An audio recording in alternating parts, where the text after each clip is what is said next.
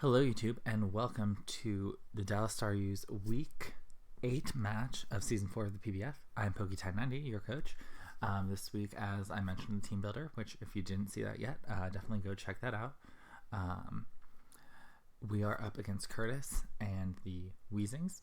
We can see, I forget how we flip this around. I don't know how we flip this around. So I guess, we're going to be on the opposite side here. And we'll have Curtis's team on our side because I don't know how to flip this in replay. But regardless, so we brought the team we were mentioning in the team builder. Nothing changed at all because the team builder was like 10 minutes before the battle.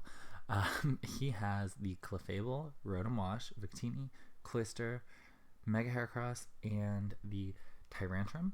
So really what we expected. I mean, nothing too crazy, too out there. So without further ado, we're really going to jump into this match.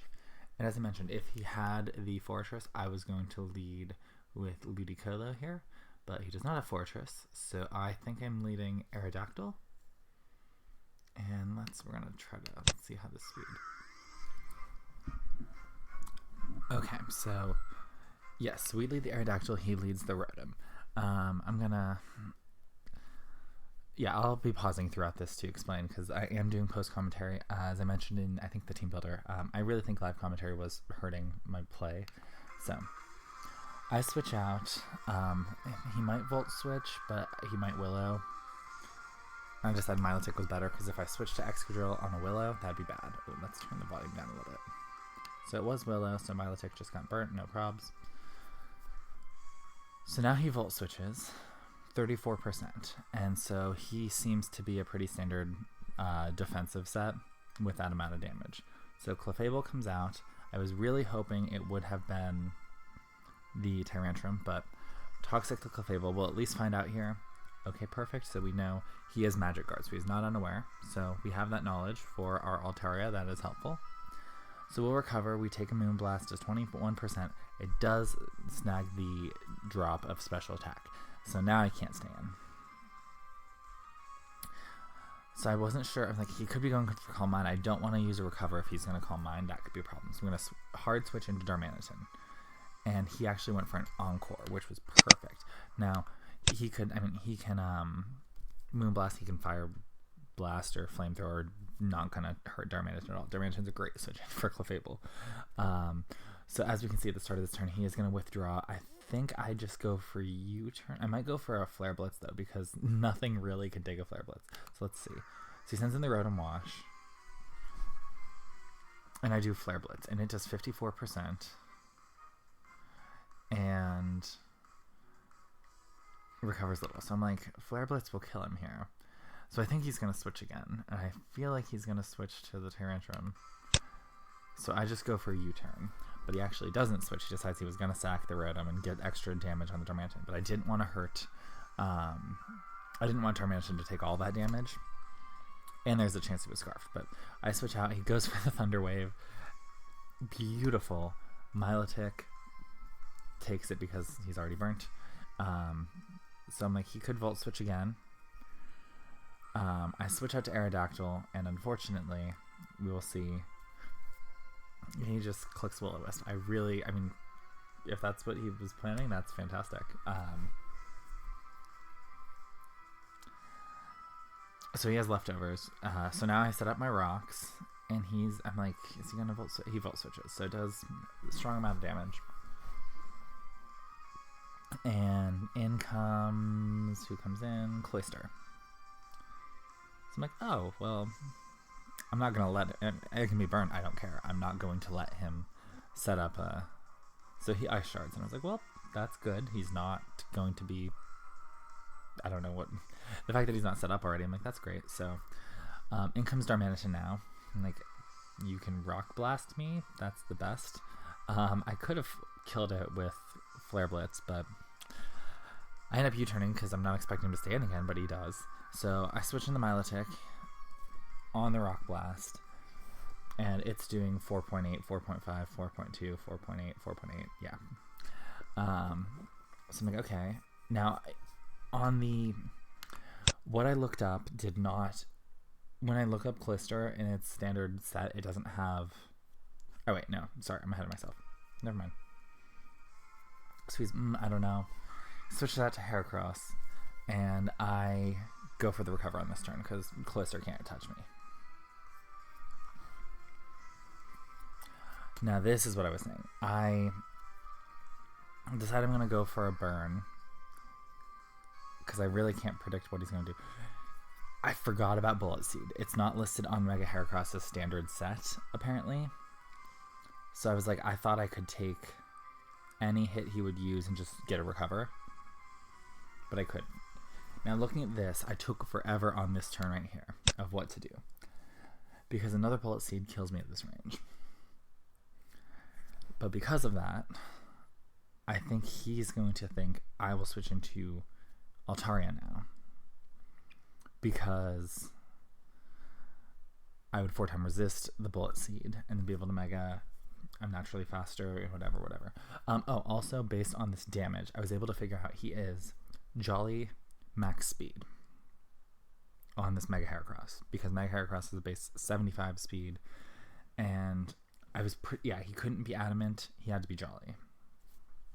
So I have that knowledge already. So now he goes for Rock... Oh, yeah, he goes for Rock Blast, expecting the Altaria, which I expected him to expect. So I didn't switch to it. And I go for the Scald in the hopes of getting a burn. Do not get the burn. So now, I'm like, he's going to switch back to the Grass attack, I would predict, but I can't be sure because Rock Blast would kill me here anyways. So I just sack the Milotic. So we're down 4-6, but I'm not feeling terrible about it yet. We still have Darmanitan, who is the boss of this match. So he has to switch out. Which I did do Darmanitan's speed, particularly to outspeed max speed Heracross. So since I know he is Jolly, I'm like, I have to. I win that speed tie. Or not speed tie, I outspeed him. So he switches in the Cloyster. I just go for Flare Blitz because nothing can take 2 Flare Blitz. It's the best. I mean, it was the best non-prediction because Earthquake, I can't use Earthquake while he has Rotom because Earthquake wouldn't kill Heracross at that range. So in comes Tyrantrum, and it came in like before the Cloyster even hit the ground. So I know that Tyrantrum has to be Scarfed. And he wants to get that revenge kill. So I switch out to Ludicolo, and then based on this damage from the Earthquake, which does only 20%, 20 or 19.6. Based on that damage, I found that he has Adamant Choice Scarf, which is also important because I can, 1, see his range for things, 2, Excadrill is built to outspeed Adamant Choice Scarf. So my team building for that set, for his speed, and for his speed were perfect. But so in comes the Rotom, and I went for the Giga Drain. If Tyrantrum stays in, it's neutral stab. I get HP back. It's obviously it's bad with the other, but I figured it was Rotom or it was Clefable. It wasn't going to be Victini, and it wasn't going to be Mega Heracross. Could have been Mega Heracross. So Victini finally makes its first appearance. I'm like, oh boy. So this turn took a little while, but I'm like, I mean, is he choiced? Is he also Scarfed? Since we're confident in one Scarfer. But I'm like, I really don't know. And I think I think I decided, I'm like, I'm just going to keep Ludicolo in, see what he does, so like we have no Life Orb damage. That amount of damage, I actually don't remember even calculating that. See what it was. But I went for the Scald. Clefable takes easily. And now this turn, let me see, what do I do here? So Clefable comes back after the Scald, and he sends back out the Tyrantrum. And I think I Giga Drain? Yes. So I do get a Giga Drain, which does 37.4 to the Tyrantrum.